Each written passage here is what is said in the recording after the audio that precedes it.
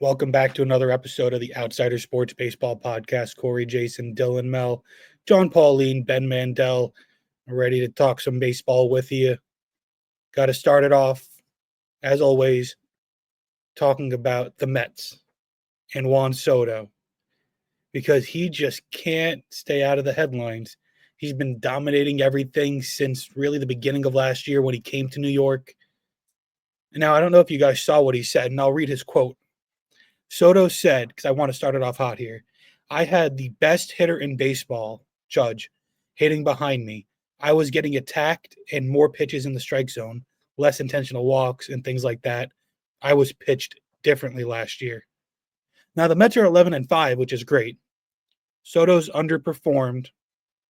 At the time that I kind of took these notes down, he was hitting 250 with 2 home runs and 6 RBIs in these 16 games.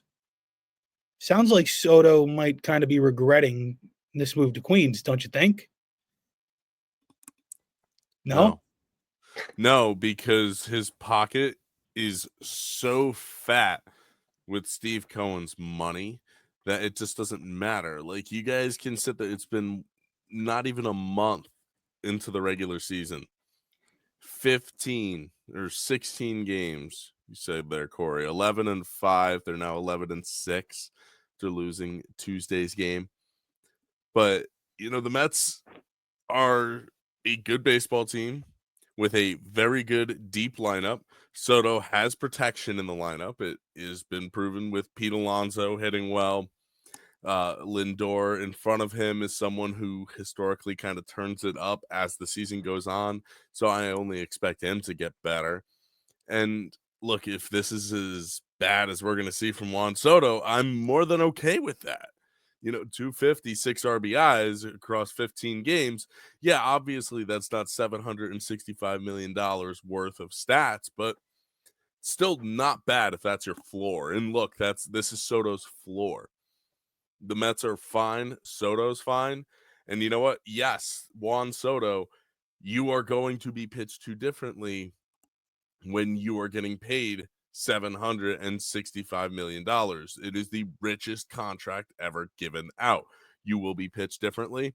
It's not false that he's saying that. So, but why even bother saying it?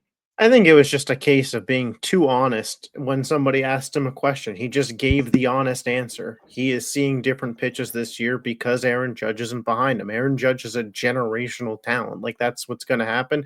And he answered honestly, and people are running with it, as New York media is known to do. But I personally, even as a Yankees fan, didn't read too much into this. He went to the Mets. His pockets got fatter. He is the superstar of the team. And they're winning games like that. If the Mets were 5-12 and he was struggling, maybe there's a different tone there. But I think contextually, it's just he answered honestly, and people are running with it. Well, and I think Yankee fans are still so just salty, especially not necessarily you, Dylan, because you're not necessarily proving to be that way, but the Corey, ones around here I'm just close to New reading York the City posts. Are very just rooting against Juan Soto in every way, shape, or form. I mean, there are people in Yankees jerseys at Citi Field clapping and cheering for their division rival Toronto Blue Jays. That's embarrassing. Just because they hate Juan Soto. Well, yeah, no, that's what your fan base is doing. Because of how upset you are at Juan Soto. So exactly. No Yankee fan should be upset at Juan Soto because no Yankee fan should care about Juan Soto. You're irrational at how upset you guys are about Juan Soto. So I do not care what kind of issues and pot stirring you guys want to do that helps you guys sleep at night. So you think, oh, you know what? It was a good thing we didn't sign Juan Soto. Tell yourselves whatever you guys. We do have the best 22 in New York right now. So. Okay. Ben Rose. Statistically speaking, it is accurate. But they also did try to rope Judge into this and try to make it a Soto versus Judge thing, which makes sense that the media would try, but also, like, why try to do it with Judge where he won't give you any fight to that? Judge responded to that whole thing. He said, Soto, he's got one of the best hitters in the game right now with what Alonso's doing. It's been fun to watch. He's hitting close to 400s, Alonso, driving the ball all over the field and driving guys in. They're going to be just fine. I've watched Soto in the league for so many years, and getting a chance to see him up close, he can look what I did last year, for an example. He just needs to keep being himself. He's going to be just fine. And I don't think what Judge said is wrong. Soto will be fine. He's proven that he's going Judge to be knows ball. fine. Judge knows ball. I guess my whole thing with bringing this up, other than the fact that it is a story to talk about, I just don't understand why even give any little bite to the media. Don't even put yourself in this position. You got to be a Well, little to bit. open up that quote, Judge said he wasn't going to go back and forth with the reporter on it. So I meant more I for think, Soto. Like, again, I just think it was a case of somebody asked him a question, and instead of thinking, I'm in New York media, what's going to happen with this, he just gave a genuine, honest answer to it. Hey, what's it like not batting in front of Judge anymore? Hey, it's different. Like, and that was that. Like, And that's then it's just the media stirring the pot like they always do. My So- point. And New York is the worst. yeah. And I mean, the thumbnail that we put on the video will only add fuel to the fire, I'm sure. which is a good thing. I mean, yeah, listen, it's the business. And we got 3 or 4 people on the pod that are New York baseball fans. So how could we not open up the show with it? Well, let's keep it rolling with the New York. David Wright passing down the Captain America mantle to another New York star, Aaron Judge. The Sam to his Steve Rogers. Judge is going to play for Team USA in the World Baseball Classic in 2026. Oh, that sucks. You guys get Sam Wilson and we get Steve Rogers. I mean, it's only fair. No, I know, but I'll take it. I mean, I like Sam Wilson, so I'm not I going to do too, complain. but compared to Steve Rogers, Yeah. come on. Well, But- that's just like the chronological order.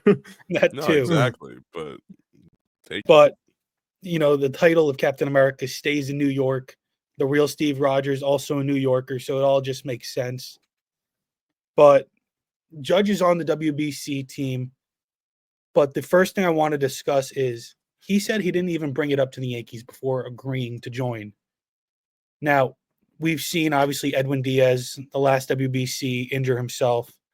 And we've seen that happen to players in the past. Nestor Cortez had to drop out in 2023 due to an injury. What do we make of, one, Judge playing, and two, him not even discussing it with the team? No problem with it. What's it, 2026? He's going to be 34, probably his last shot at being a really super relevant player for the WBC. Wants to go do it, gonna go do it. Not like they were going to tell him no. So, But just not even to like give the Yankees a heads up, let them find out through the media. Do you think, not just Judge, but players in general, do teams have a right to have that discussion with the players? yes, since but it I does think take when place. it's yes, but I think when it's Aaron Judge, I think it's kind of one. It's just assumed he's going to be asked to be on the team. So the Right. Yankees, it's not like this is a blindside kind of thing. yeah, I'm sure there's been conversations previously about Exactly. it. Like, and I'm also sure that this is something that was talked about already when it comes to Aaron Judge's contract. Like, these things are insured, and teams are able to recoup what they lose a lot of times if these guys get hurt. They almost, in some instances would rather, this financially wise. Obviously they don't want players to get hurt, but financially it's almost better off for them because they end up not losing that money instead of having to pay those guys. Yeah. So I don't think it's a big deal at all for Aaron Judge, especially because he's the kind of guy who can say, hey, this is what I'm doing. Like, No, let's take what it are a you going to step. stop me? Let's take it a step back, though. Let's say it's not Aaron Judge. Let's say it's Paul Skeens or another young player on their rookie deal. Do teams have a right to be in this discussion and come to an agreement with the player? Do players deserve to just say, hey, I'm playing, and How unpatriotic of Pittsburgh to just completely ruin Paul Skeens and not let him pitch in the WBC. This would be ridiculous. But that's and on the brand. thing, Well, that's just- That's on brand. Corey, I though. think someone who is under a contract like Aaron Judge, but you're not necessarily of Aaron Judge's caliber. Let's say, for example, a Manny Machado. He's a superstar, but he's not Aaron Judge level, but he's getting paid quite a bit of money. He should, especially that's someone who should be talking with this team before agreeing to anything. Paul Skeens, on the other hand, doesn't owe Pittsburgh anything because Pittsburgh's never going to give him the bag anyway. So what does he owe Pittsburgh? Pittsburgh has given him nothing so far. I mean, but like, so is it instance by instance? Because now we've talked about guys on rookie deals and guys on monster deals. What about guys on those like tweener deals?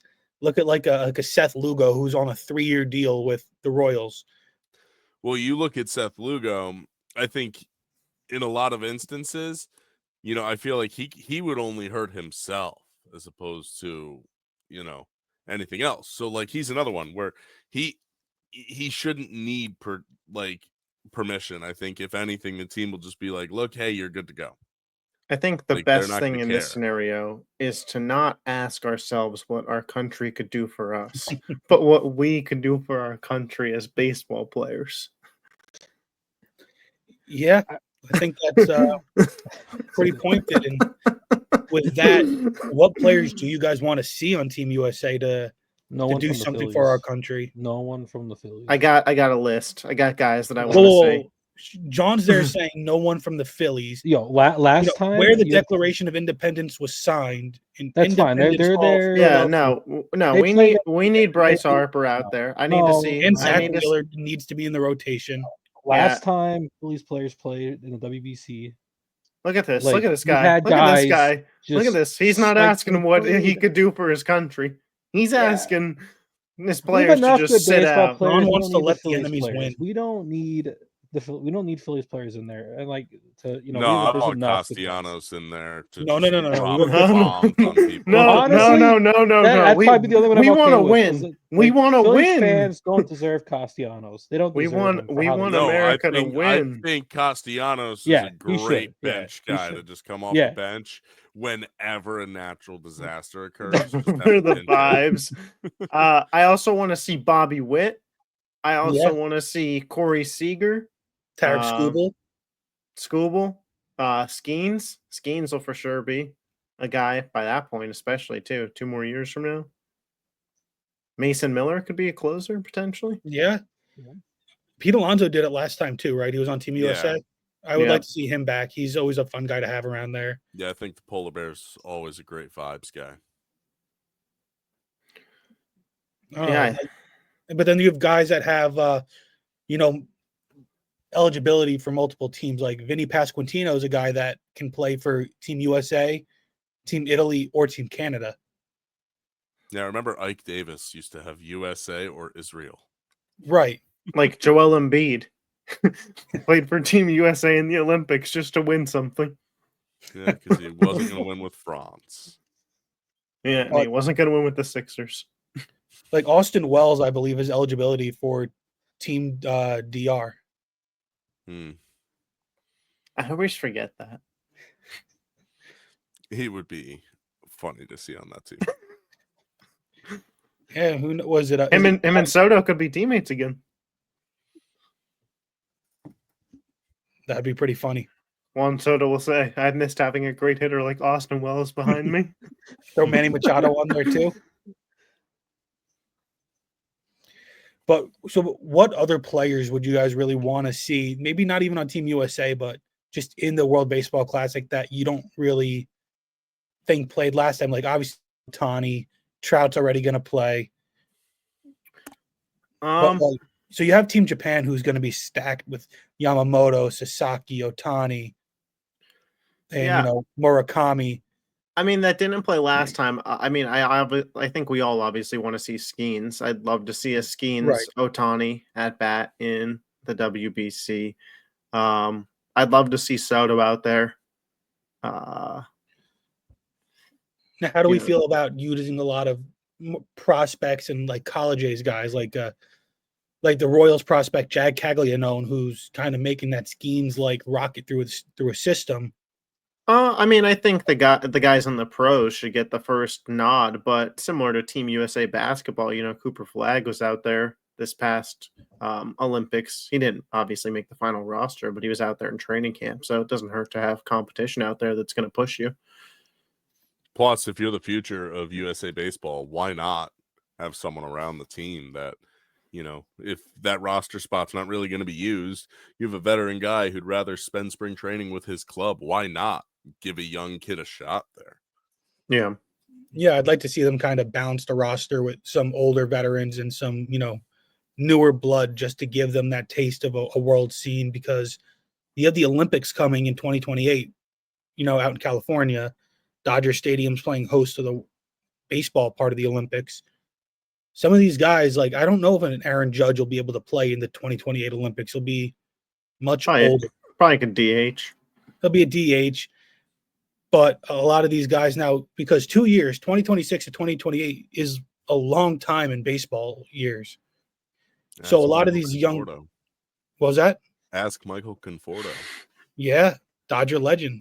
Yeah, I was gonna say Conforto's in a good spot. I think Michael Conforto is the best job in all of baseball, from just a pure job perspective.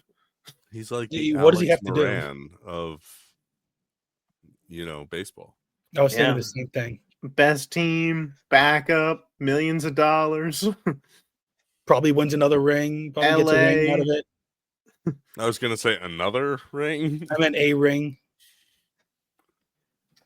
But it's going to be interesting to see, because they do kind of go in conjunction with each other, the World Baseball Classic and the Olympics, because that team will hopefully be similar, because you want the best players out there. And it's going to be interesting to see how, Major League Baseball does their scheduling around the Olympics, since that's in the summer during the baseball season. I know other sports take breaks. Baseball's never really done that, but that's a few years away. Right now, I want to talk more specifically about the Mets. The Mets, since we last spoke, not counting today's game, they're 5-2.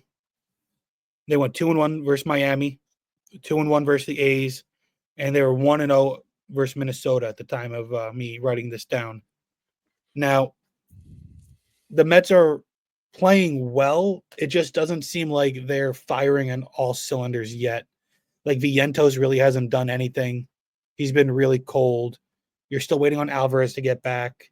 It just seems like they're winning, but they're not winning strong. There's a lot more room for improvement. What do you guys think?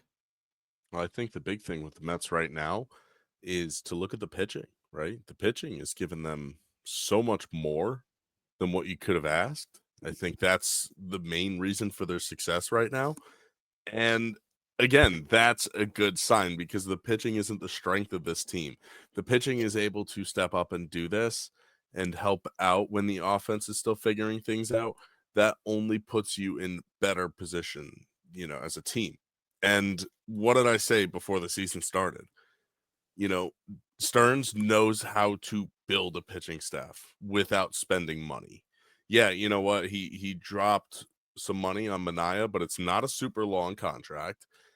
And he's hurt right now. They're doing this all without their big money pitcher, without Montas, who's their other free agent signing. This has been a very good job. Griffin Canning has been very good his first couple of starts.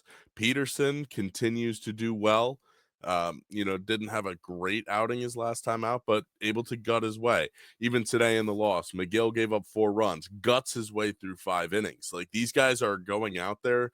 The pitching lab that the Mets have, with the arms that Stearns brings in, fit perfectly. And I think that's what is the cause for most optimism, because you can go out there and acquire some arms at the deadline that aren't going to be super expensive. You plug 3 or 4 in, all you need is 1 or 2 to stick, and they're in good shape, because they do the same thing with the bullpen. Yeah, I think the most confident part of the Mets team that we all were in the preseason was the lineup. So a couple weeks into the season, I'm not completely shifting my opinions on Lindor, Soto, Alonso, Vient. Like those guys are going to Lindor figure doesn't it out. start hitting until Memorial Day anyway, so Yeah. I'm not concerned. I have no If we concerns about the lineup. That's If you what I'm get saying. to the summer, 10 games over 500, which I think is very much possible and very much, able, and by that I mean Memorial Day weekend. You're 10 games over, I think the Mets cruise to a division title. Yeah, I think them and the Phillies are going to be battling throughout the summer months. I'm still high on Philadelphia, but the Mets have allowed the second least amount of runs in all of baseball, just behind the Padres. Clay Holmes, hey, it looks like they hit. This guy is having Ks per 9, just under 13 at 12.8 right now. A strikeout machine for them. I had to pick him And up in he's fantasy only stretching baseball. out more. I had He's to only swallow gonna my throw pride and more pick him innings. up because I was like, whoa, what do they got here? The Mets are in a great spot. And this was something I alluded to when we were doing preseason predictions, where I said, my concern with the Mets isn't can they make noise in the playoffs? It's in a competitive NL. Can they get there? This hot start, these games matter just as much as the games in September. So this is great for the Mets. Yeah, it's been a nice start for them. Not really much you can complain about it unless you want to nitpick, and at that point, it's not really fair. You still have Alvarez who's coming back, but Luis Torrens is a big league catcher. You're welcome for that from the Yankees standpoint. But they really seem to have a solid overall team. It just stinks that they're in a division and in a league that's going to be very difficult to win. They don't get to coast like an American League team would. You have the Braves and the Phillies in your division alone who are really, really good. Plus the Padres and the Dodgers, even the Giants look like world beaters right now. It's going to be. Look, I'm saying if they are 10 games over 500 coming out of Memorial Day weekend, the Mets will only be getting hotter historically based off of the pieces that are in their lineup are guys who get hotter as the season goes on for the most part. So I am confident where if they are 10 games over, they're only going to be playing better baseball from that point on. But now a team that is kind of having the inverse of the Mets is the Phillies. 2-5 since last week, John. 1-2 versus Atlanta, who I declared dead. 1-2 versus St. Louis, who I think they're trying to tank. I don't know what that seemed to be their plan in the beginning of the season. Then 0-1 versus San Francisco. What's going on in the city of brotherly love? And John's been tweeting about the umpires. Did you see the Giant? Did you see the Giants game yesterday? I did not. I watched the Yankee game. The ball was I was almost a foot off the plate and he rung. Oh, I out. did see the clip of that. It would have been a base. He would have walked. Would have been bases loaded with 2 outs for Kepler, and he struck him out, like rung him out on it. Yeah, I did watch that. That was and then pretty that egregious. bat, there was a ball on the inside that was off too that he called a strike. So it's bad. And then today in the game, Alvarado was pitching, and the ball it was in the strike zone, like dead in the strike zone. I don't know how you miss it, and they called it a ball. So I don't want to. Let me ask John real quick before you talk about the Phillies. I'd like to hear your thoughts on Alec Bohm, who I told you was fake good last year. Look, it's early in the season. Like he hit decent he hit okay the first game with the Shadows. Like he'll come around. Like I'm not worried. Like he sucks. How's our favorite closer doing? Which one? Which one? Oh, look at he called Alvarado. Strom closed today.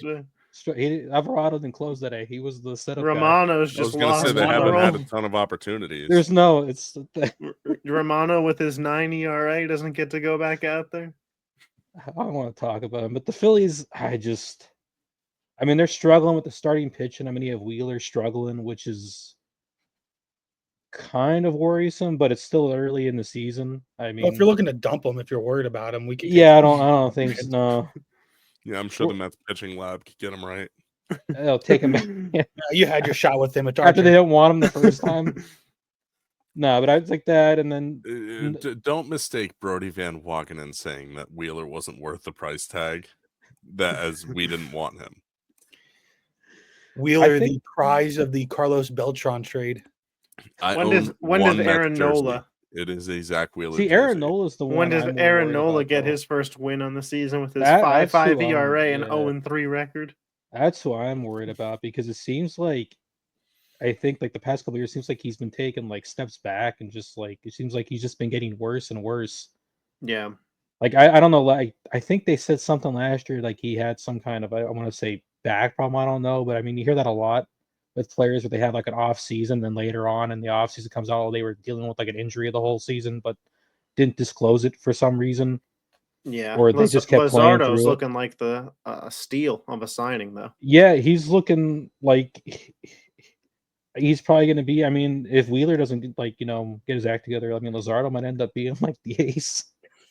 That wasn't on my Phillies bingo card. I mean, it's bad. I mean, it's crazy. Yeah, but look, Luzardo is not an arm that's surprising to me that he's having success. Luzardo's good. Yeah, and Christopher Sanchez, the two lefties.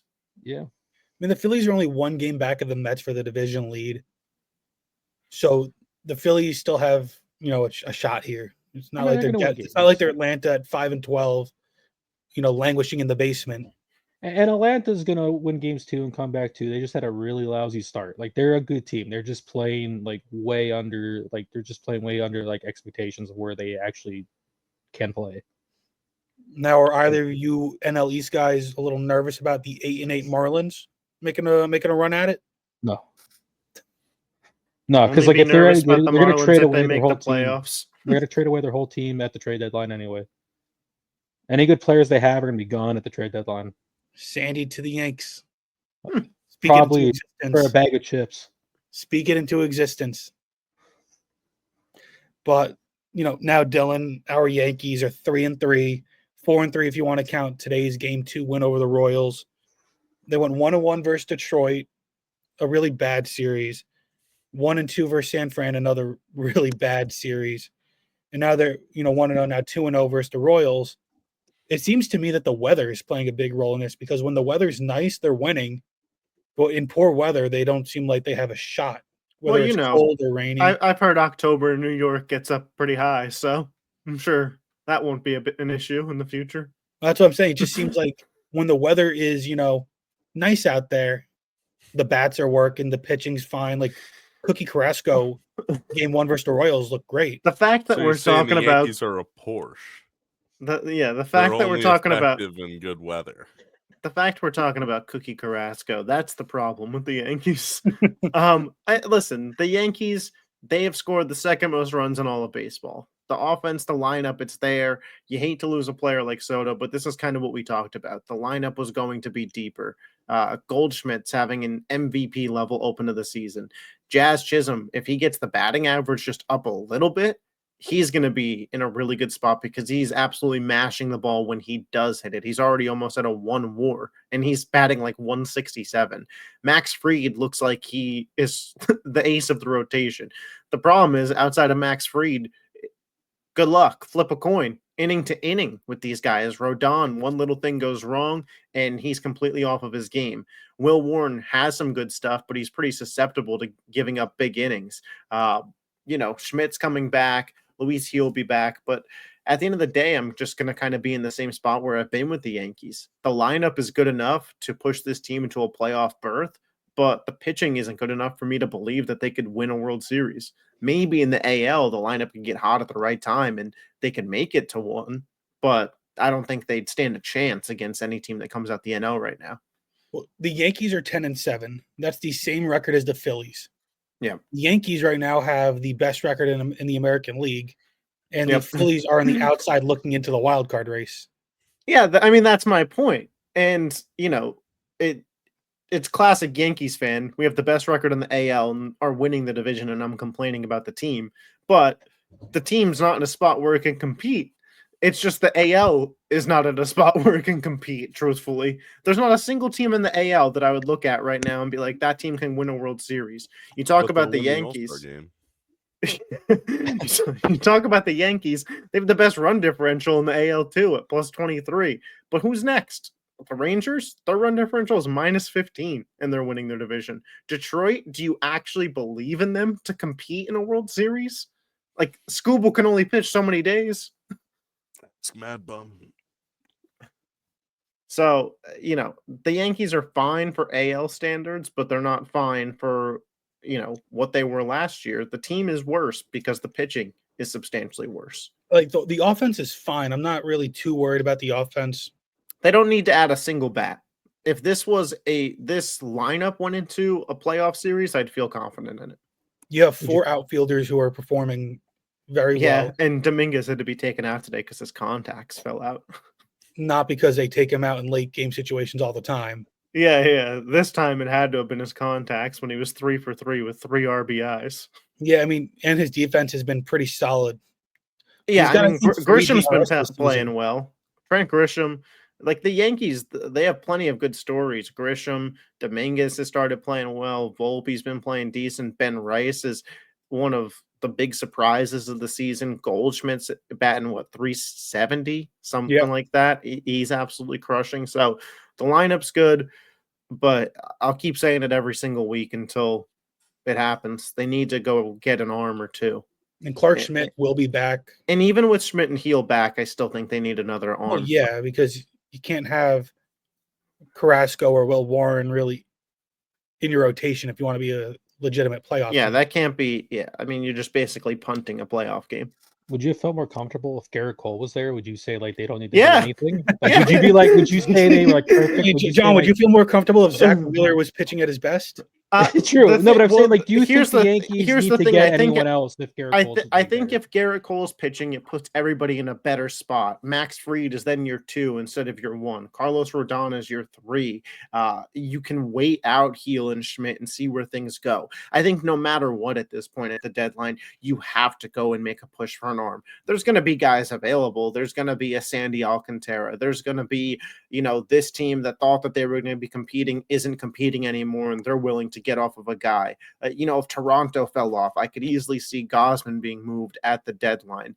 The Yankees just kind of have to wait it out at this point in time. If the Braves continue to be this bad, do they want to try and get something for sale while they can? Could a big splash move be made there for an older guy? I don't know, but there'll be names available. The Yankees just got to stay above water, and the AL makes it possible. My question was more like, if they had Garrett Cole, do you think they need to get anyone? You still want them to go after pitching if they get Garrett Cole? Purely because you can never have too much pitching, but I wouldn't be hammering the point home every week that they need it. And then Marcus Stroman obviously on the IL now. That's addition by subtraction. That was the worst bold prediction I ever had. Just cut him. But one of the big things that I saw from the Yankees was how they could not get Jung-Hoo Lee out. He's my stud, grandson of the wind, giant outfielder. He demolished the Yankees. He had just a great week. 5 games and 19 at-bats. He had 7 hits, 3 home runs, 4 walks, 5 Ks, 8 RBIs. He hit .368 with a 1.531 OPS. Just a monster week. He's somebody who I didn't even really think had that much power, and he was dominating. But then on the flip side, my dud would be Rocky starting pitcher Antonio Senzatella. He went 0-2 in his 2 games started. He gave up 12 hits, 12 earned runs. He's got a 12.46 ERA. Struck out 4 guys in 8 2/3. Just bad baseball from the Rockies. And this is supposed to be one of their better pitchers. Yeah, I'm going to go with Tyler Soderstrom as my stud this week. The A's, their first baseman. Soderstrom's been really, really solid on the year, batting .328 with 8 homers and 17 RBIs. Over the last week, he's got 5 runs, 7 RBIs, 2 home runs. He's been an absolute power threat for this A's team, and one of the reasons that the team's actually been kind of fun to watch. And then my dud is Tanner Houck of the Boston Red Sox, playing at George Steinbrenner Field, AAA field for the Yanks, basically. And Houck gives up 11 earned runs in 2 1/3 innings pitched on 10 hits, 2 walks, as well. So, this was a devastating day from Houck, and the Red Sox not really living up to the expectation that we thought that they would be. Pitching has been some of the reason of that, and Houck gets the blame for me for this week. Yeah, my stud, Angels left fielder Taylor Ward, 5 home runs, only 6 RBIs, so, good amount of solos in there. Did walk twice, 7 hits on the week total, 22 at-bats. The Angels have just been raking lately, hitting so many home runs in the month of April. My dud, Michael Massey in Kansas City, 23 at-bats, just 1 hit, 0 walks, a .043 on base, and a .086 OPS. Just 1 hit. It was a single. A tough week for Michael Massey. So Corey was talking about how the Giants have been looking so good lately, and part of that reasons for my stud this week, Tyler Fitzgerald, Giants shortstop. He had not as impressive stat line as the other as your guys' studs, but he has 8 hits, 1 home run, 4 RBIs, 1 walk, 2 stolen bases, batting .381, 409 OPS. And one of those hits was a triple. And that home run and that triple come against the Phillies of all teams this week too. So, and he's been a big part of why the Giants been doing so well. And my dud this week is the whole Colorado Rockies team. I mean, they're 1-6 last 7 games. They got shut out in 3 straight games against the Padres for the first time in their franchise history this past week. And then in the first time in franchise history, they have minus 44 run differential over 3 games. Like they're just atrocious, and they have, I think, 3 wins on the season. Like they're like this year's White Sox. They're playing so bad. Yeah, unfortunately, they don't have any starting pitchers for the Yankees to trade for. Sad. Might as well just keep Cookie Carrasco out there. I mean, at this point, it doesn't even look like they have any star players or anyone that's worth trading for. Brendan Doyle, come on down. Chris Bryant's career is probably over, right? You guys saw that he's now on the IL with a degenerative disc issue in his back. Yeah, he's always had back issues, though, even when he was in Chicago. He'll just collect that Rockies check, retire in the mountains of Colorado. I think that was his long con the whole time. He knew he wasn't going to be able to play much. Feels like him and Anthony Rendon have just robbed those 2 teams blind. Well, Chris Bryant, though, like there's a reason why the Cubs they had no interest in giving him a contract. Like they said, we are concerned about his long-term health, and he didn't even make it half of a season. Think about it. They got the most out of Chris Bryant, Anthony Rizzo, and Javier Baez. I mean, Javier Baez is now just a joke. He's a great defensive player who can't hit the ball at all. Yeah, I mean, and look, Rizzo was a good player. Like, let's not act like he wasn't. Yeah. Rizzo got a concussion, and then that was it. Tatis. No, but like they also brought Bellinger back to life. Yeah, I like the Cubs are a good Bellinger was he was with the Dodgers, who was also a good organization.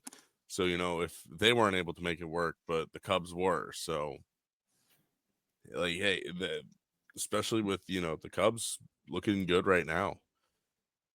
Good organization. Yeah. Turning things around. Not a good organization, based on the last 10 years would be the Astros and certain things they've done. Now, I don't know if you guys saw this. They're fans who have not shown themselves to be the what's the word? How do I want to put this nicely? They classy. Not the not the classiest based off of certain things we've seen their team do. The Astros are playing against the Angels in Houston.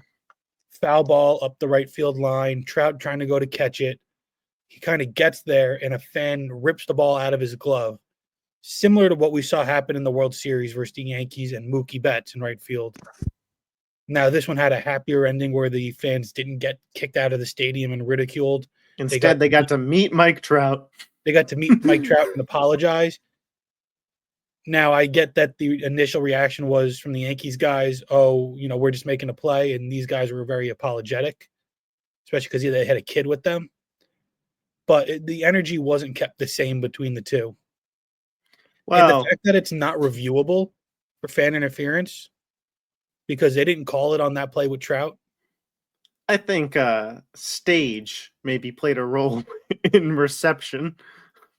Just like pass for- interference, Ben, right? If you're going to call it. Look, I think No. I'm saying I I'm think saying at the in end of the crowd day, reception. no, Not if it was called. look, I'm always right there with you. A penalty's a penalty. Doesn't matter when. No. I agree with that. I But meant the reason that the Astros it's fans didn't get absurd. barraged was because it wasn't the World Series where it happened. Well, and the True. Yankee fans were also like bragging about that they were doing it. Like, Yeah. But at the same time, you know, it's absurd that something is unreviewable. That's Like, you that's very clearly have video evidence that shows this is happening. In no way, shape, or form is the game being impacted or changed. You are just reversing a call. There's no reason that you should not be able to review that. Agreed. What about you guys? What moment from the last week really stood out to you? I just have to say, I love that Major League Baseball continues to choke on the Dodgers, you know what, as the Dodgers getting blown out by the Cubs, and we continue to see nothing but posts about the Dodgers, nothing about the Cubs, who happen to be winning the game. The Not a biggest Dodger highlight. hater, but at biggest some highlight, point, right? enough is enough. 16-0 Cubs. What's the highlight? Ohtani Ohtani leadoff single. Miguel Rojas imitating Yamamoto and Sasaki's pitching style as he he's gives down up a 16-0. nuke shot to the Cubs. Oh man, that was MLB Twitter had a field day. Time for me to push more Padres propaganda.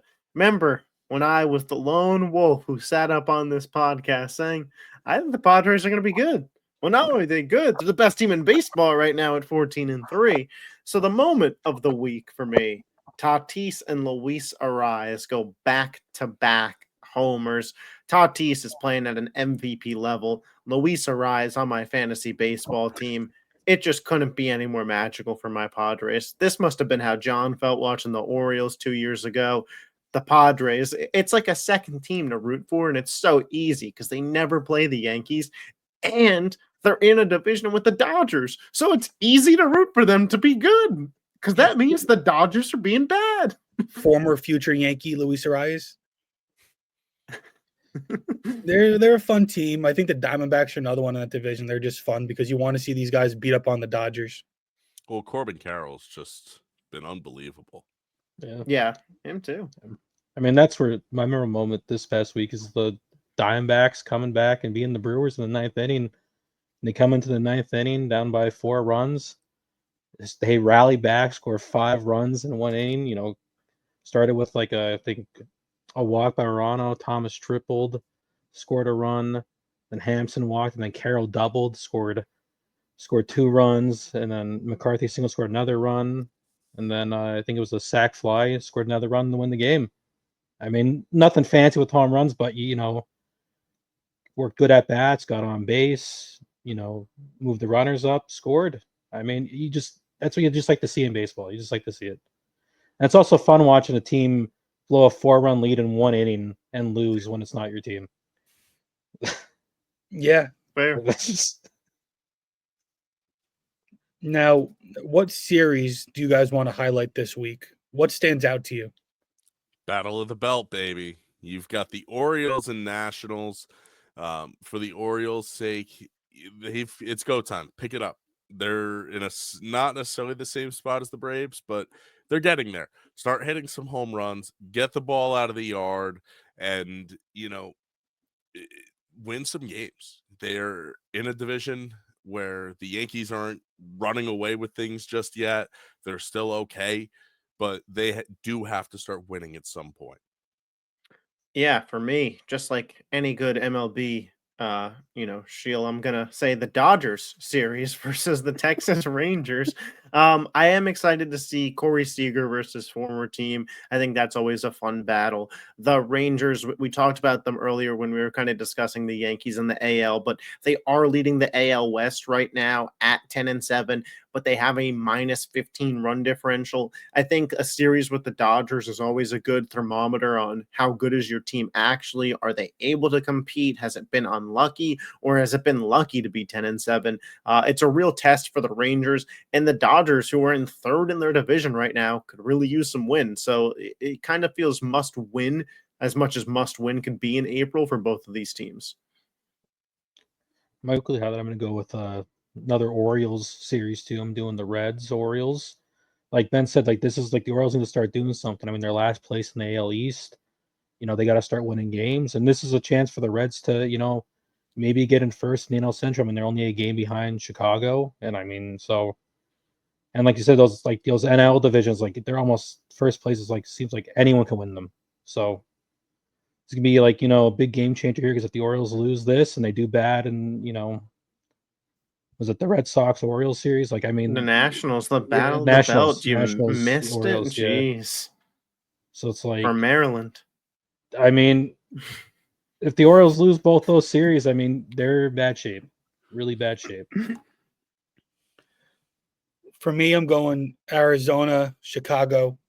Cubs are a team we've kind of talked about all day, how, you know, good organization. They're a very good team. Diamondbacks are another one that they're in that Dodger division. They seem like they're a possible playoff matchup down the line. Cubs winning their division. The Diamondbacks is a wild card team because I don't think over 162 they're going to win the division. But Corbin Carroll, Kyle Tucker, Seiya Suzuki, Ketel Marte, Eugenio Suarez was leading the league in home runs for a little bit. A lot of power in this series. I think this is a series that is one of those fun ones where it's not your team, so you can just sit back and enjoy great baseball over a series, and that's always exciting. But that's going to do it here for us. Corey Jason, Dylan L, John Pauline, Ben Mandel, signing off the Outsider Sports Baseball Podcast.